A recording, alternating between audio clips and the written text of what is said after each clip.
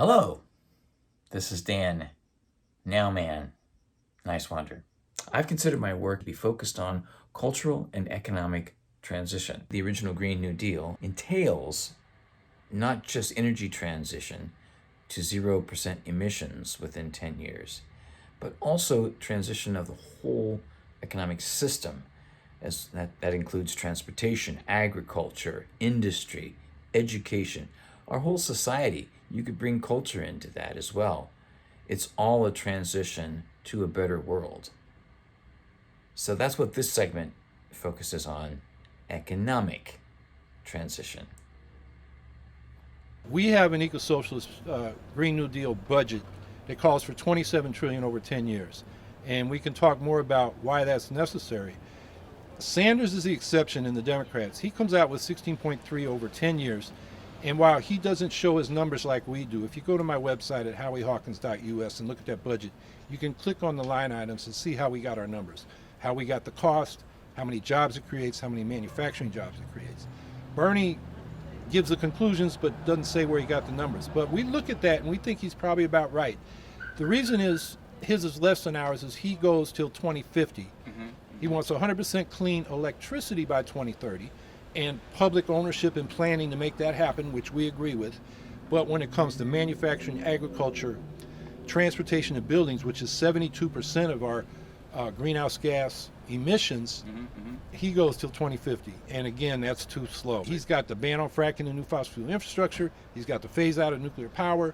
And he's got the cuts in military spending. He doesn't give numbers, but he says we got to do that and put it into the clean energy transition. So he's going in the right direction. So, we think his proposal is serious. It's just a little too slow. So 27% is focused basically on sequestering the carbon. Is that, and the rest of it like focusing on energy, like electricity? Well, no. If you go to 100% clean electric power production, you will cut 28% of greenhouse gas emissions in the United States. And so, a lot of the proposals aim to get there by 2030 or 2035, but then they leave the other 72% for the distant future. And you give politicians till 2050, they're just going to wait now. They ain't going to get serious about it.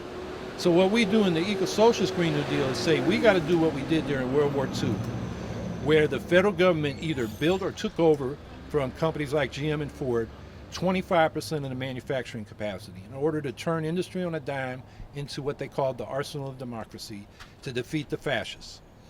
And we need to do nothing less for climate change. So in addition to the public power sector, we want a national railroad corporation to build electrified freight rails, electrified high-speed bullet trains between the cities, and within the cities, the light rail trolley systems. Like we got a trolley track going right by us. Right here, exactly. LA had the largest trolley system in the world, and by a conspiracy of the auto and oil and rubber companies, bought it out, tore it up, and put them dependent on buses, which aren't very good anyway. Through all the technologies, we got to transform it, and that's going to require, especially to do it on the timetable we're talking about, public ownership and planning like we did during World War II with the weapons sector.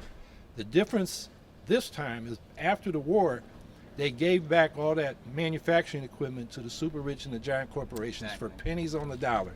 We want to keep it in the public sector and lease it out to worker cooperatives, where workers can control their labor process and receive the full fruit of their labor.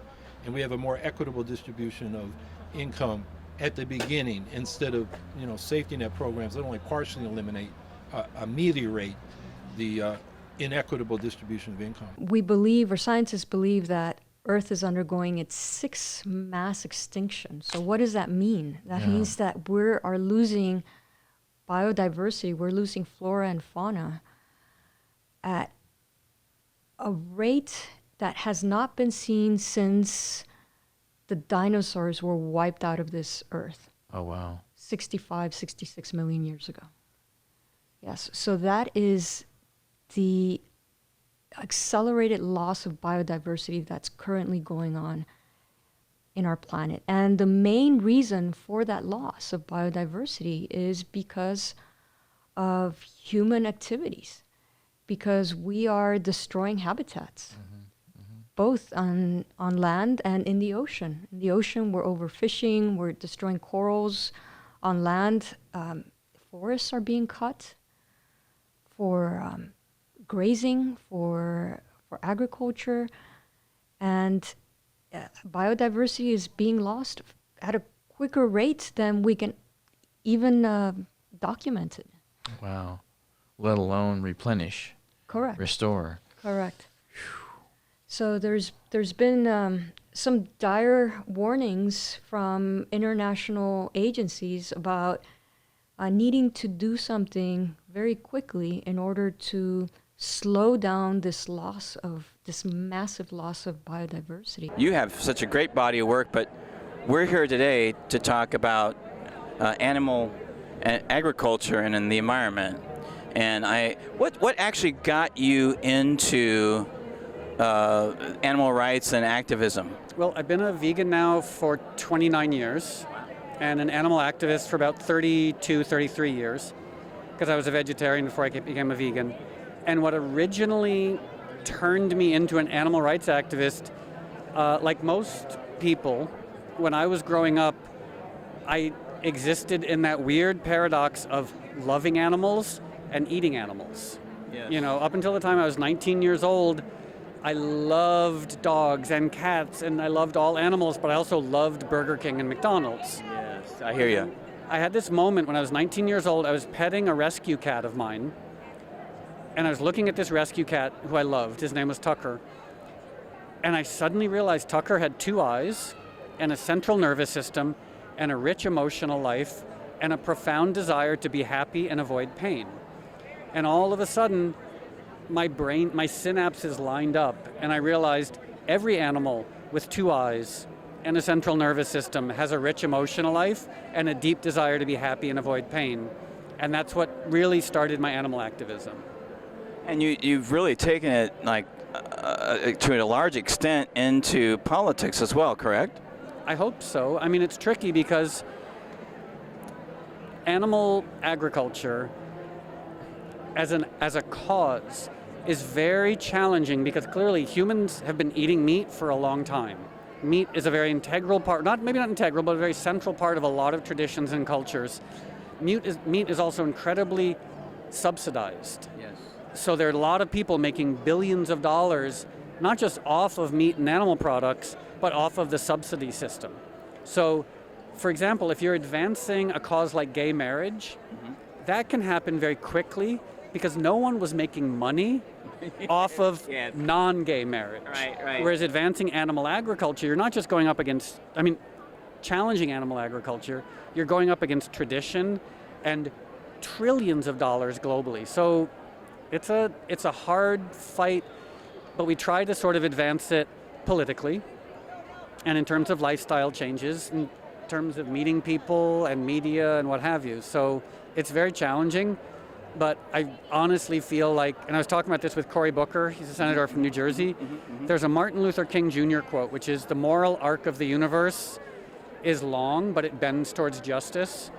And I really think that the same way in which we now look at, women not being allowed to vote, or slavery, or cigarette smoking, or DDT, or lead paint, like we evolve and we realize that there are better ways of doing things. And I think ultimately we will realize that there are better ways of feeding people and having stewardship for the planet and taking care of animals than using animals for food. And a big part of it, too, I think, with the internet, it has opened up the possibilities of ways that we can get the message out to people, including how we can bring people together through networking and meeting like you and I are right now, so we can disseminate that message out there in so many different ways on the internet. You are obviously a medical doctor. What is the best way going forward to get a single payer in this country? Most countries have that, and we need it too.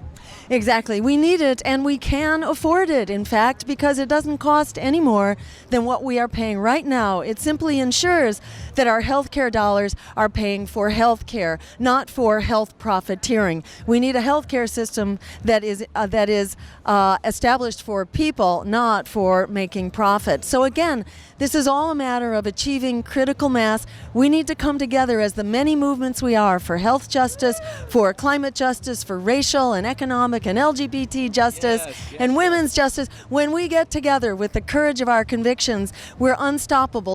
I'm an advocate for worker cooperatives, how to allow the workers to be owners, the right of first refusal, to actually buy a company out together as workers. What do you think about that as a long-term solution going forward for our country? I think worker cooperatives are phenomenal, and the more of that sort of structure we have, the better off we'd be. That's one thing I love about the freedom dividend, is that workers having that sort of ownership stake becomes much more realistic in an economy where people all are sharing in the rewards and have some resources to bring to the table. Where the worker subsistence model is just going to get more and more punishing. And so we have to make owners out of everyone of this society. That's one reason why it's called a freedom dividend, because that's what owners receive when they own shares of a company. They receive a dividend, and we are the owners and shareholders of this country. We should get a dividend, and that would put more workers in position to become owners of various businesses. In America, we have something called the Small Business Administration. It was developed many, many years ago because small businesses felt it wasn't a level playing field, that the big business had all kinds of advantages that a small business doesn't have. So we set up the Small Business Administration to give small businesses a leg up. Cheaper credit, technical assistance, all kinds of government contracts and so forth. We do the same thing with minority-owned business. We've done it with women-owned business, so on.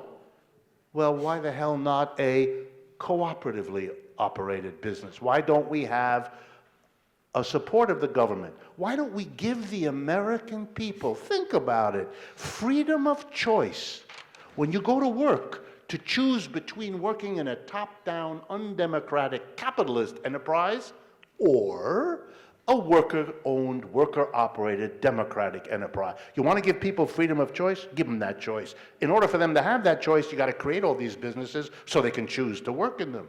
And imagine as a consumer, you could buy a product that said on the back, not made in Guatemala or free trade coffee, but it said on the back whether it was made in a cooperative enterprise or a N capitalist enterprise, where N stands for nasty.